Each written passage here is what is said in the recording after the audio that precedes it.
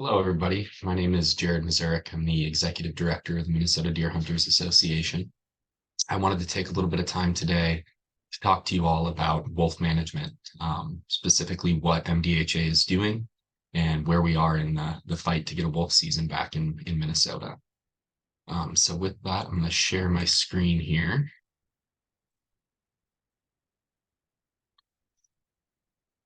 All right, so I've got a little presentation prepared. To start off, I just want to address kind of MDHA and social media. We've been getting a bit of criticism for not doing enough about wolves in Minnesota, as well as some other issues. And I think really that criticism is stemming from the fact that although we're very active around the state and telling your story in papers and radio, we're not as active on social media. I fully acknowledge that that is an area for growth for us, that we should be doing more to tell you all what we're doing on social media. So this is an attempt to do that. So I want to start a little bit by just going over, what MDHA has accomplished over the years. So for habitat, one of our main pillars, we have conserved and restored over 75,000 acres of public land in Minnesota, which is a huge achievement, and that number is growing every day as we get more grants going and more restoration projects happening around the state.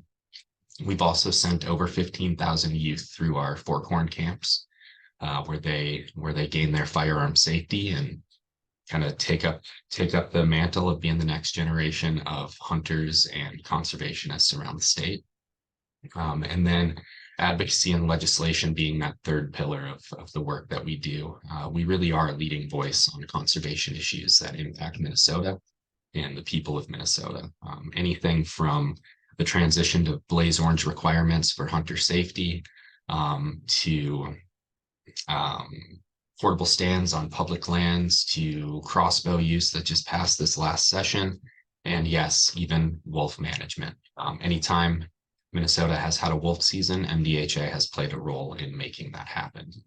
And so I want to point out that work that we do and just give you the caveat that that work would not be possible if we spent our entire days in front of Facebook, like many of our harshest critics do. So yes, we could be better about getting our message out there on Facebook and Instagram and whatever people are using these days. And we're going to make an effort to do that, but just know that a lot of this work is boots on the ground, and is being accomplished because we're not in front of our computers all day. But my plan is to provide you all with a short video like this, at least monthly, to kind of give you an idea of what we're working on, what are the major conservation issues affecting the state, and what can you do to support. So with that, we'll jump into wolves. So I want to be very clear about where MDHA stands on wolf management. This is priority number one for us and has been since we started. We do acknowledge that wolves play a very vital role in our ecosystem. So by no means are we advocating for the eradication of the gray wolf from Minnesota. They play an important role, but they need to be managed just like every species across the landscape. We want every species to be managed for the betterment of every species. So we can't have exemptions for certain species that, may be a little more charismatic than others. We're here for every species on the landscape, and wolves shouldn't be an exception. So our stance is that wolves should be delisted from the Endangered Species Act, and management, including hunting and trapping, should be returned to the state of Minnesota. Again, that management of all species for the betterment of all species. And then popping up on the screen there, this is our current resolutions list. Every February, our members get together and they vote on what stance MDHA should take on certain issues. We compile those, and we have a living document that really guides our legislative initiatives and our lobbying throughout the year.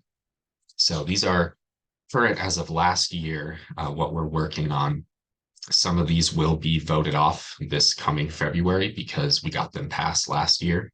Blaze orange on portable ground blinds, for example. But I want you to look at the very top. So this column here on the left, where those letters and numbers are, that corresponds to the year that that resolution was adopted, that we took up that legislative initiative. So R03, for example, in 2003, our fifth resolution was to oppose big game hunting enclosures. Well, if you look at the stance on gray wolves, that number is just old because it's been one of our initiatives since MDHA started. And it has come off over the years as wolves have been delisted, and we've had the opportunity for wolf management in the state. And then it goes back on. And so we're not sure exactly what year it went on originally, but it was probably 1980 when we started. So our official stance, the gray wolf should be delisted and management returned to the state of Minnesota. We advocate for that at every possible opportunity we have. So I hope that's clear from the start. So I want to talk a little bit about wolves and deer. This is very basic information that we all know. White-tailed deer are the primary prey for wolves in Minnesota. No question about it. Wolves are also the primary natural cause of deer mortality in our northern forests. More than WSI, starvation, any of that. Wolves are the primary natural cause. We don't want to say that wolves are the only factor that is contributing to our declining deer herd. We know that's not the case. We know WSI, Winter Severity Index, plays a role. We know hunter harvest plays a role. We know that vehicle collisions also plays a role. So we have to acknowledge that, and we do, right? Wolves are just one of many factors, but they're currently right now the only one that we could possibly control but cannot due to legislation. So with WSI, I do also want to point out that wolf predation rates are directly correlated with our winter severity index, with our snow depth. As that winter severity goes up, predation goes up. Deer struggle a lot more in deep snow than wolves do. So they're a lot more successful predators when that WSI is more extreme. So a little overview historically of the wolf population in Minnesota. If you look at the little map in the bottom right corner there, this is when wolves were originally listed under the Endangered Species Act in 1974. This was their range in the lower 48 states. So you'll see really just the arrowhead of Minnesota in blue there. That was the only place you would find a gray wolf in the lower 48 of the United States at the time of their original listing. Today, however, the official estimate is 2,700 wolves within the state of Minnesota. Now, that estimate, that study is conducted in the dead of winter. So this is after a lot of the winter kill of wolves has taken place, as well as before pups are born. So at any given time throughout the year, there could be significantly more than 2,700 wolves. There could be double that after pups are born. But the official estimate is conducted in winter because they're trying to get that baseline population number, right? And that's really what we want to go with for conservation purposes, is we want to know what the minimum level is throughout the year so that we can make the most informed decisions on management. So something else is this estimate of 2,700 wolves in Minnesota has remained stable for the last 20 or so years. So really we've stayed at that stable population of 2,700 wolves. And as this map will show you, their range has been expanding pretty dramatically. So in the yellow there, up in the arrowhead region, it's kind of their range at time of listing again, back in the late 1970s, mid to late 70s. And then over the years, you'll see that range has expanded south and west.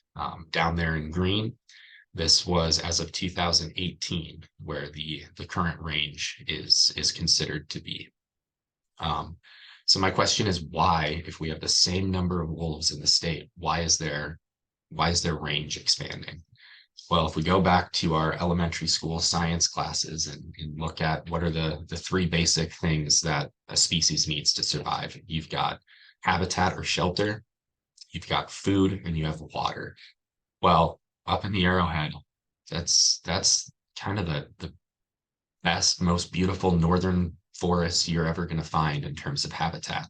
So I don't think habitat is causing them to move to expand their range.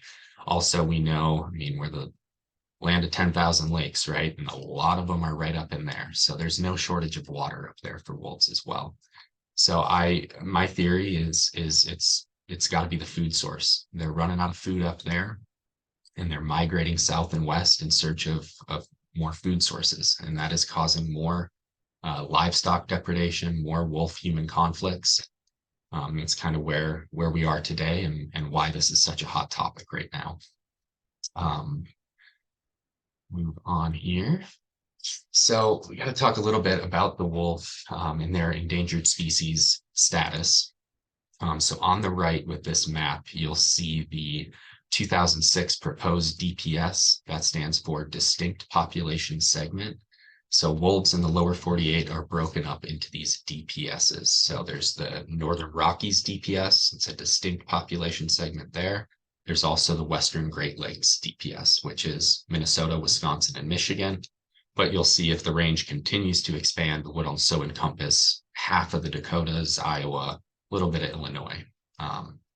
But so that's the DPS we're talking about. And then endangered species status is given based on DPS, not on the species as a whole. And we'll talk a little bit more about that later. I'll try to clear that up a little bit. But then to the right of that map, I just want you to see kind of this ongoing battle that we've had over the years of wolves going on and off of this endangered species list. So you'll see in 2007, the wolf was removed from the endangered species list in Minnesota, Wisconsin, and Michigan, the Western Great Lakes DPS. 2008, lawsuit filed, they were relisted. Delisted again in 2009, lawsuit filed, relisted. Delisted again in 2012. We had our 2012, 2013, 2014 very successful wolf hunts in Minnesota. We'll talk about that a bit more as well. But then again, December of 2014, they were relisted. And then on the left, this is kind of the more current day picture. They were removed from endangered species again in 2021, returned to the list in 2022, and that decision was appealed.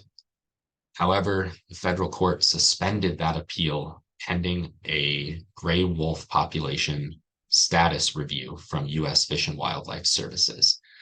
The U.S. Fish and Wildlife Service has not yet completed that status review. We are expecting to see results from that in 2024. So we should hopefully see some progress once that ruling takes place, if not sooner. I also want to clarify that although it's the endangered species list, not all species on that list are considered to be endangered. Some are classified as threatened. So we have the Western Great Lakes distinct population segment, and then within that, the Minnesota gray wolf is listed as threatened, while Wisconsin and Michigan are still endangered. So being that Minnesota has that threatened classification, that's why we're able to have federal trappers come in. And over the last 5 years, they have taken over 175 wolves off of the Minnesota landscape. Wisconsin and Michigan cannot have that federal trapper program because they're endangered in those states, but they're threatened in Minnesota. A little bit more about the endangered species list and just why it is so absurd that the wolf is even on that list as we speak. So the criteria for being listed under the Endangered Species Act, you have to meet one of 5 criteria. Number 1, is there significant damage to or destruction of the species habitat?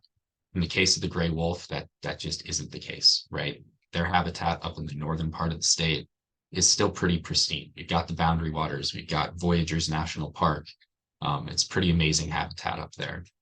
Another criteria is overutilization of the species. Well, there's no utilization of the species right now. When there was, 2012 through 2014, that wolf hunt, it was very well regulated, not overutilized by any means. That population recovered almost immediately. Are they threatened by disease or predation? They're not threatened by disease, and wolves are an apex predator. Nothing is preying on them. Is there an inadequacy of existing regulatory mechanisms? All of our mechanisms within the state of Minnesota to control our own wildlife populations are very adequate. We have full capability to manage our wildlife. And then the last category is any other factors, either natural or human caused, that affect the continued existence of the species. There are none at this time. If we decided to completely wipe out the forests of northern Minnesota, then sure, that might be another factor, but that could also fall under the habitat loss, but that's not going to happen. Again, this comes down to responsible management of both habitat and wildlife, and we have the regulatory mechanisms to do that effectively. So again, wolves in the state of Minnesota do not meet any of those 5 criteria. Why are they under the Endangered Species Act? And we'll talk about that a bit more as well. Moving on, again, I mentioned the 2012-2014 seasons. I just want to highlight how successful these seasons were. We were able to get hour-by-hour updates on hunter success, hunter harvest, and as soon as that target harvest was met for a specific zone or statewide, they were able to shut down the season via phone, via internet. It was very well managed and very successful. But part of that a lot of people don't realize is how much those open wolf seasons contributed to scientific research of gray wolves. They were able to collect information such as location of harvest to help establish more of that wolf range and get that broader picture of where wolves are within the state. But they were also able to collect biological samples to study the health of different wolf packs as well as demographics of packs, which packs are breeding with other packs and where are those pack boundaries that play into these population dynamics across the landscape. And then lastly, it's just an economically responsible way to manage our wildlife resources. We know, as I said in a previous slide, about 175 wolves are taken every year by federal trappers. We're spending taxpayer dollars for those federal trappers to come in and do a job that our hunters in the state would happily pay a license fee to do for them, right? We can make money off of managing our wildlife rather than spending money for the feds to come in and do it for us. All right, so that's a little bit of the background. I now want to jump into a lot of the questions and comments and just misconceptions that I hear in a lot of the conversations that I have around the state. To start off, I'm going to start with going back to those DPSs or those distinct population units and why Alaska and the Northern Rocky Mountain states are able to have an open wolf season, but Minnesota, Wisconsin, and Michigan are not. And again, that comes down to how the DPS is classified under the Endangered Species Act, if at all. So we'll start with Alaska. Alaska was guaranteed full authority to manage all of their wildlife as part of being granted their statehood. So as soon as they agreed to become a state, basically, they were guaranteed in perpetuity to be able to manage their wildlife as they see fit. And that takes precedence over the Endangered Species Act. And then that statehood guarantee was further solidified with the passage of the Alaska National Interest Lands Conservation Act in 1980. That's what that ANILCA means. Really just further solidified their ability to manage their wildlife on their own. So that brings us to the Northern Rocky Mountain states. So this is going to be Montana, Idaho, Wyoming. These states saw reintroduction of gray wolves in the mid-90s. So if you'll remember from that first map of the wolf range at the time of their first listing, and it was just the arrowhead of Minnesota, everywhere else, wolves had to be reintroduced into the landscape. So in the Northern Rockies, as part of that reintroduction process, groups were able to lobby for the fact that there be wolf management as a prerequisite for that reintroduction. Also, and they lost that right for a while as well. They lost those protections under the Endangered Species Act. Then in 2011, a ruling delisted the distinct population unit of the Northern Rocky Mountains, Montana, Idaho, Wyoming. And in that ruling, there was a provision that it shall not be subject to judicial review, meaning there could not be appeals on that ruling. This was also the first and only time that Congress has made the decision to delist a species off of the endangered species list. Every other case, it's been left up to the U.S. Fish and Wildlife Service. And that's where we get wrapped up in these judicial battles and why the wolf is going off and on the list constantly. But this population in the Northern Rockies, they were able to get that written into their delisting in 2011 that it's not subject to judicial review, and Congress took that action for them. There are continued attempts to get that population relisted, but so far they have been unsuccessful. Back to Minnesota, as I've mentioned, we are the only state in the lower 48 that has always had wolves. We have never had the opportunity to go through the reintroduction process and lobby for that prerequisite of a wolf season. And we've never been able to get them delisted with that prohibition of judicial review. So that's what we're going after. We need to get them delisted, and we need to make it permanent this time. Again, until we start to meet some of those criteria that would justify them being on the list. Moving on. So I want to talk a little bit about marijuana legalization and wolf hunting. There's this idea out there that because Minnesota went ahead and legalized marijuana, even though it's illegal at the federal level, that we can do the same thing with wolves. And that's just not the case. What we have to look at here is what's called the Supremacy Clause. And that states that any state law that conflicts with the federal law takes precedent, right? The federal law wins in any battle where those two take place. However, the issue then comes down to enforcement of those laws. Federal government can make the decision on which laws, which supremacy clause conflicts they want to enforce. And they have made the decision that marijuana legalization at the state level falls on, and I do want to clarify or just classify this as I am not a legal expert or authority. This is research that I've done on this topic. Please do not consider me a legal expert and call me with your legal issues, because I won't be able to help you. But this is through a lot of research on this topic. So it's not a holistic view, but it's the best I can do at this time. So federal government has classified marijuana legalization within the state as a commercial venture, right? It's commerce. The state is able to regulate that commerce on their own, decide, on cost of it, tax on it, where it's allowed to be used, all of those types of things, right? And the state, in theory, can very well monitor and regulate the commodity. However, when we get to wildlife, we're looking at a natural public resource. This is not something that the state can readily regulate and control who has access to it, who will lose access to it should it be abused, right? This is a natural public good, wildlife is. And it doesn't, wolves and all wildlife species, they don't stay within state borders, right? They migrate across state borders, across international borders all the time.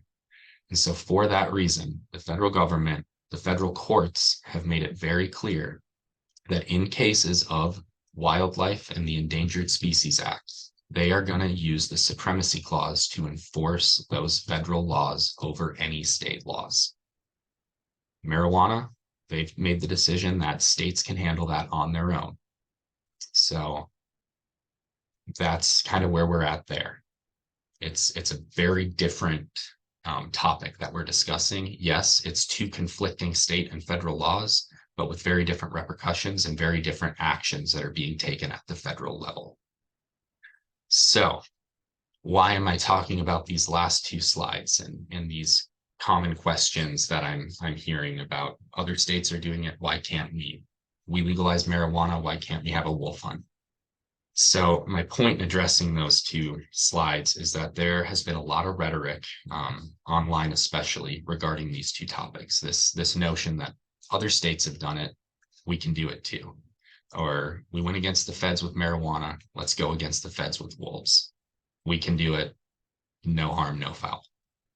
Well, these other states that have a wolf season, they've gone through the proper channels. They got the wolf delisted for their DPS.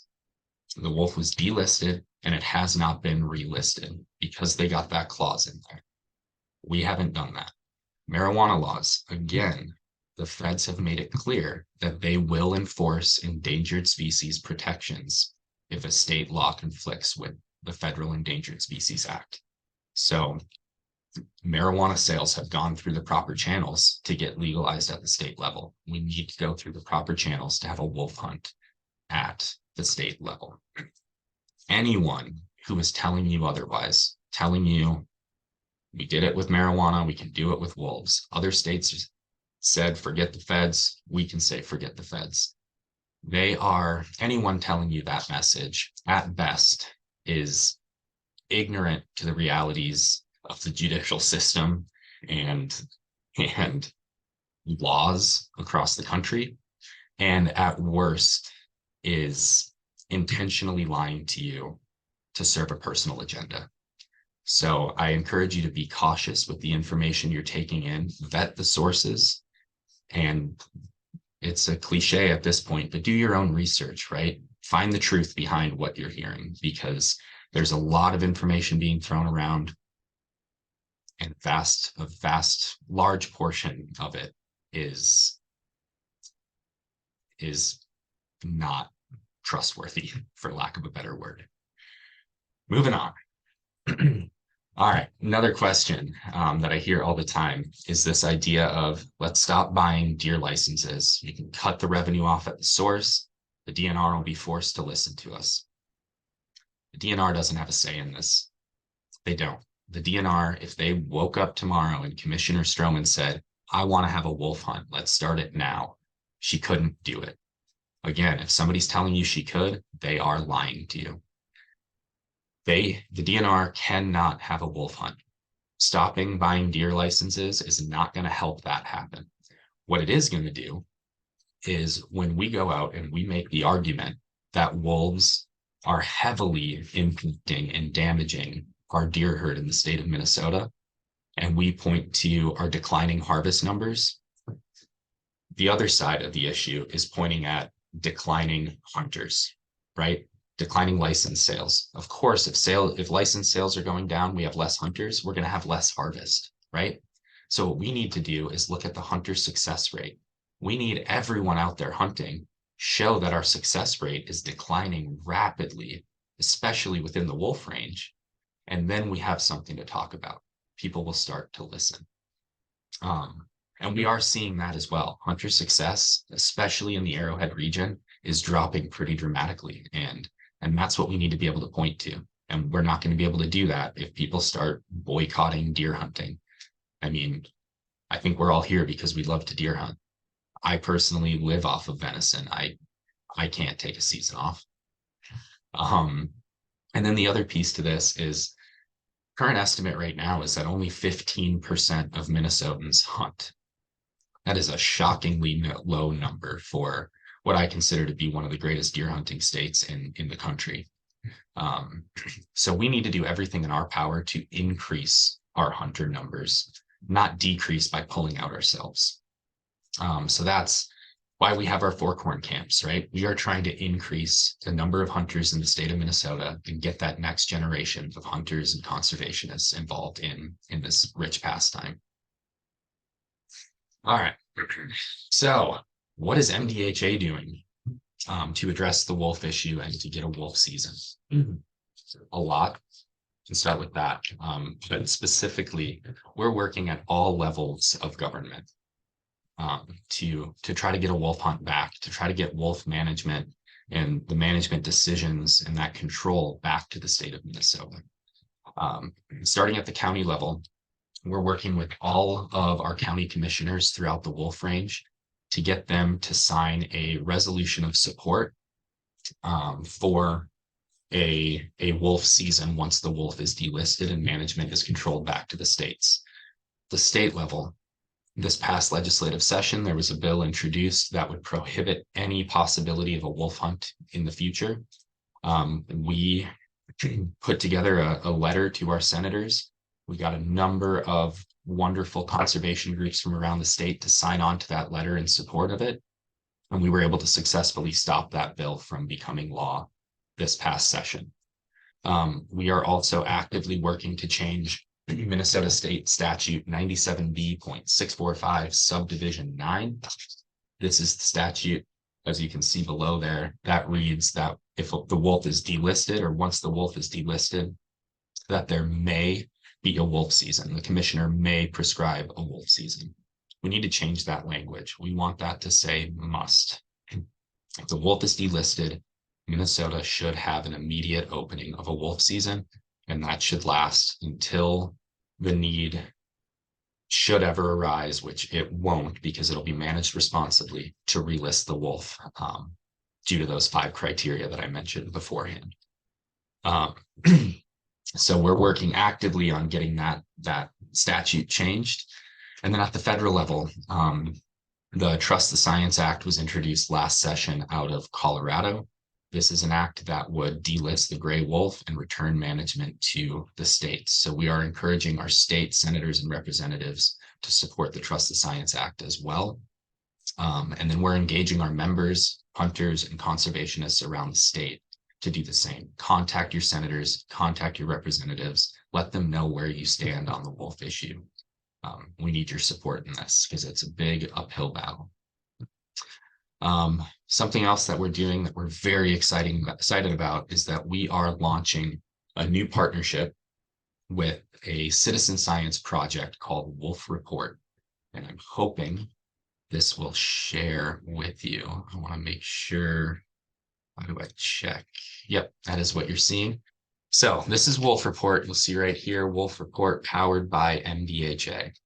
So we are working to get this website out to you. I see all the time on Facebook, people posting their trail camera pictures or pictures of a wolf kill. And hunters are justifiably frustrated, right? They needed an avenue to vent, to show what they're seeing when they're out there trying to have a successful hunt. But that's all it has been, right? Is share your trail camera picture on Facebook, get some comments on it, and then we never see it again. Well, what Wolf Report is going to do is it's actually going to compile all of these results from hunters around the state that contribute. You'd come in, you'd click Make Your Report. That'll bring you to this page. You type in your name. I don't care if you type in Billy Bob or some fake name, but really what we need here is what kind of sighting did you have? You'll select a location. Locations can be very approximate. If you have proof of your sighting, a photo, you can upload that photo here, that trail camera picture, whatever it might be. And then you can put in an approximate location, give a little bit of detail about your sighting, enter your email if you want to, and click Submit. And then what that does, again, this hasn't really been live yet, so the map's not super robust at this point, but it's going to populate this map where we'll be able to see around the state of Minnesota a holistic picture of what our hunters are seeing when they're out there. So we'll be able to see, if our wolf range is estimated to be in this area, well, why are we seeing wolves down in Marshall, for example? I'm not saying we are, but maybe we are. So this is a way for us to start tracking that data, to consolidate it, and actually use it to make informed management decisions and to pull a little more weight at the Capitol. So once you're in here at the map, you want to see what other people are seeing up in Big Fork here. This guy saw a wolf kill and uploaded this picture.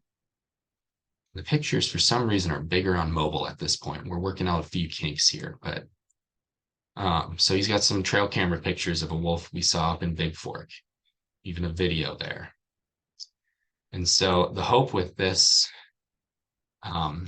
website and this partnership again, is to really get hunters to come together, share what we're seeing out there, and be able to get this visual representation of the issue to be able to use in our lobbying and our legislative work. So we're very excited about this project. This is live as we speak. So if you've got trail camera pictures or pictures you've taken, observations you've made, get on there, make your report. We want to see this map fill up so that we can go down to the Capitol and make some waves. All right. With that, I want to go back. How do I go back? There we go. So that's our new partnership. A little bit about what MDHA is doing. What can you do to help us in this? Well, first of all, we'd love to have you become a member. The more members we have, the stronger our voice is.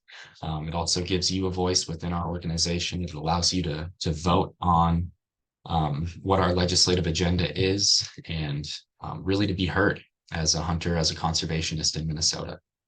We also encourage you to contact your senators and your representatives. This link here will bring you to a website where you can just punch in your zip code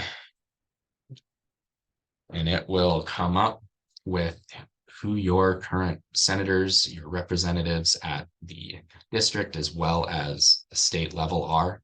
And you can click right here, contact.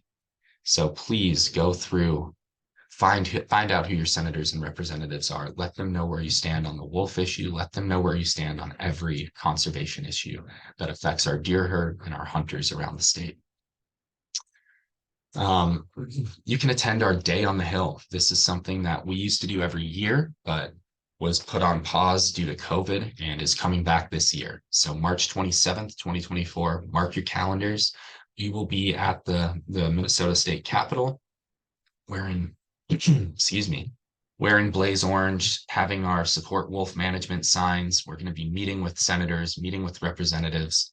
It's a great opportunity for us to show up en masse and get our voices heard. So please mark a calendar, join us for that. We are hoping to shuttle some buses as well from really every corner of the state to get people there. So we'll have more news on that as well. Contribute to Wolf Report. Get your observations out there, your trail camera pictures. Every piece of information helps to create this picture that we need for this fight that we're in. And then the last thing that you can do right now is help someone that you know to get into the sport of hunting.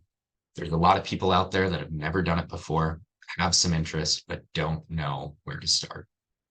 Please, it is up to us to find those individuals, lend a hand, and get them started. We need to show up. We need to grow our numbers, and that's one way to do it. All right. So to summarize all of this, who is to blame for the wolf issue in the state of Minnesota? Well, I would say certainly not the Minnesota Deer Hunters Association.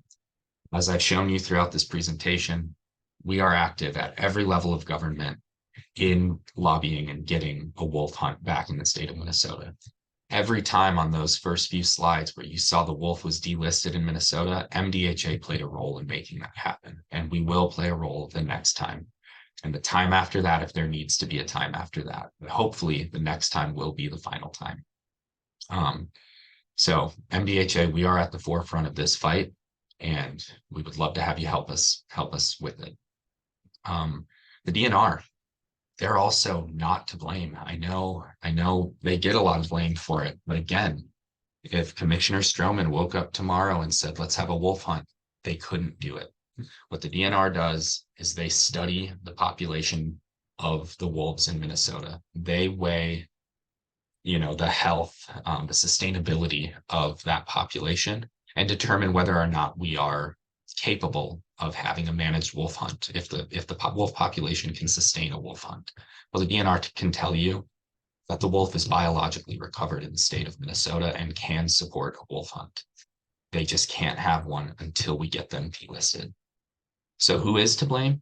Well, it's the federal courts and it's the special interest groups that continue to appeal every single decision to get the wolf delisted in the state of Minnesota. These groups and these courts, they have a lot of power, obviously. They get a lot of funding, especially these wolf groups. They get a lot of funding for their legal fights. We don't get as much, if I'm being completely honest.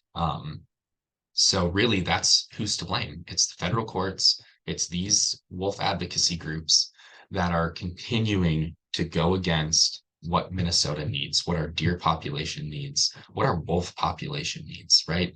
There's going to come a point where their reign can't expand anymore, and they're going to be getting into more conflicts, and our federal trappers are going to come in and have to take a lot more than 175 wolves on average every year. So that's where the blame goes. That's where the anger should be going, not to MDHA, not to the DNR.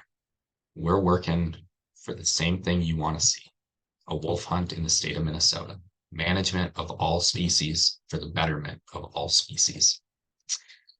With that, please do contact us with any questions or comments. Against my better judgment, my plan is to leave the comments activated below this video. However, we reserve the right to turn off those comments at any point. Commenting on our videos is a privilege. It's not a right. Please keep it civil, keep it productive. We have a lot of forkhorn campers that go on our Facebook page for information, and we want to keep it clean for them as well. So we will keep it open for comments on the video as long as we are able to. You can also email us at info@mdha.com. That is the general phone number for the office there. And then if you want more direct line of communication with myself, my contact information is right there, Jared Mazurek at mndeerhunters.com. Feel free to reach out with comments, questions, concerns. And again, please support MDHA, become a member, help us in this fight for wolf management, because it's an important issue. It's one that we are working hard on. So we'd love to have you join us. Thank you, and have a great holiday season. And I will talk to you in about a month or so. Have a great day.